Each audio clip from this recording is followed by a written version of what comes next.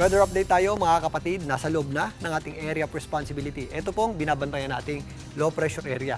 Nahuli pong namataan ng pag-asa dito po sa eastern section ng southeastern Luzon. Yan po ay nasa layong 965 kilometers east ng southeastern Luzon. Ito pong low pressure area na ito ay nasa mababa po ang tsansa maging isang ganap na bagyo o nasa low chance po ang tsansa nito maging isang bagyo ayon sa pag-asa at wala pa po yung direktang epekto sa anumang bahagi nating bansa. Pero may kalawakan po yung kanyang mga kaulapan at yung kanyang trough o buntot ay nagpapaulan na po sa ilang bahagi ng ating bansa. Ito pong low pressure area na ito ay maaaring magtagal dito sa eastern section ng ating bansa. Kaya magtatagal po ang epekto niya na ngayong weekend sa malaking bahagi po ng Visayas, Mindanao at ilang bahagi po ng Luzon. At mga kapatid, meron tayong posibleng lumapit na super typhoon dito po sa kanto ng ating area of responsibility.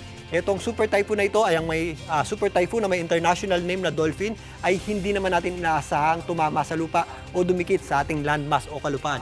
Pero ito pong binabantayan nating sama ng panahon sa loob ng ating PAR ay magiging parte ng habagat o sirkulasyon o yung ating inflow ng hangin na hinihila nitong malakas na bagyo sa labas ng ating area of responsibility. At kapag malapit na po yan dito sa kanto ng ating area of responsibility, yung ating habagat po o southwest monsoon ay lalakas po na magdudulot po ng malawakang pag-ulan, na posible pong magdulot ng malawakang pagbaha sa malaking bahagi nating bansa, particularly sa western section nito.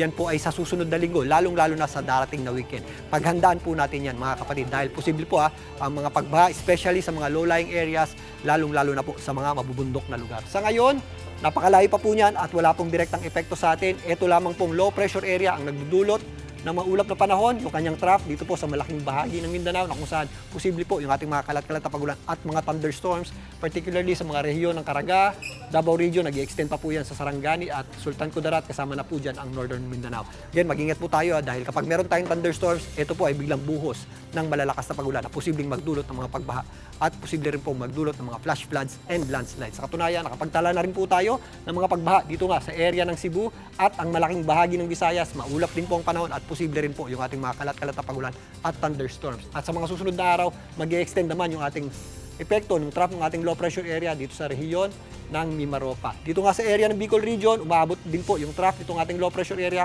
kasama na po dyan ng Laguna, at ito pong area ng Quezon, maging dito sa Marinduque at Romblon. Posible rin po dyan yung ating mga kalat-kalat na pagulan at thunderstorms. At sa mga susunod na araw nga, habang kumikilos, papalapit dito po sa East Philippine Sea, itong ating binabantayang sama ng panahon, mas madadagdagan na po yung ating mga pagulan dito sa Calabarzon, kasama na po dyan ang eastern section o ang ilang bahagi ng Central Luzon. Ganon din po ang ating aasahang panahon sa Metro Manila.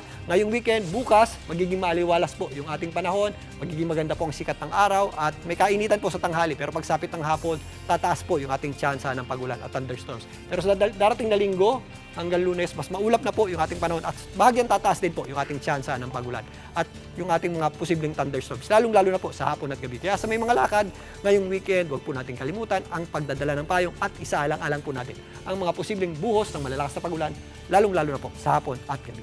At yan muna latest sa ating lagay ng panahon. Muli ako po ang inyong weather frontliner, Alvin Pura, na lagi may panahon para sa inyo. Mga kapatid, Julius Babaw po. Para sa komprehensibo at makabuluhang balitaan at talakayan, mag-follow at mag-subscribe na sa social media pages ng News 5.